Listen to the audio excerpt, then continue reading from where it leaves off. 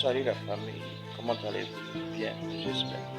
Vous savez, dans la vie, il y a des personnes qui adorent œuvrer sous les feux des projecteurs et d'autres qui préfèrent naturellement travailler dans les coulisses.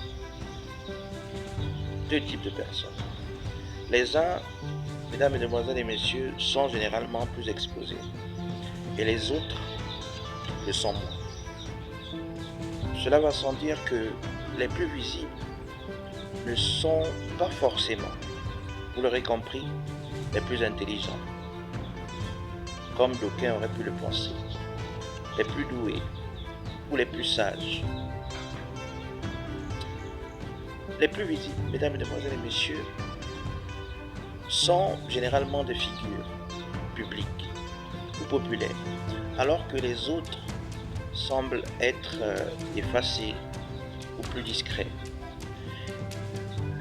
Certains sont des acteurs publics et d'autres, on pourrait le dire ainsi, des acteurs de l'ombre. À vous qui planifiez et bâtissez en secret, n'enviez pas ceux et celles qui le font dans le bruit. C'est mon message ce matin ou ce soir selon là où je te trouve. Ils sont célèbres ou VIP, certes, mais peut-être pas aussi authentiques que vous, concepteurs et développeurs de l'ombre. Ils sont connus du grand public, peut-être pour ce qu'ils font et pas forcément pour ce qu'ils sont.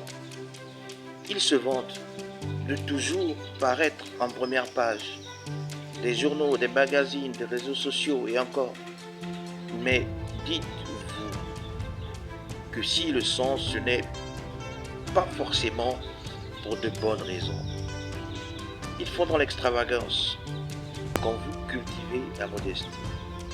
Ils font dans la propagande quand vous agissez avec pudeur.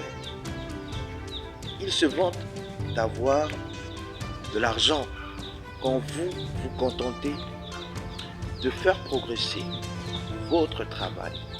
Vous cherchez à accumuler de l'expérience et à gagner en performance. Entre vous et eux, c'est le jour et la nuit. Le combat de forme contre la bataille de fond. Le complexe du paraître contre la paix intérieure. Donc, ne les enviez en aucune façon.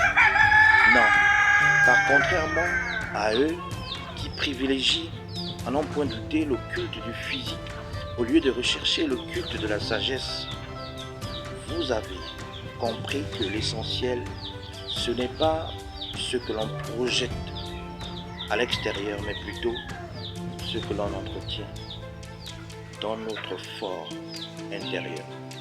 Que ceux qui ont des oreilles pour entendre comprennent, mais surtout, méditent là-dessus. Ciao et à la prochaine.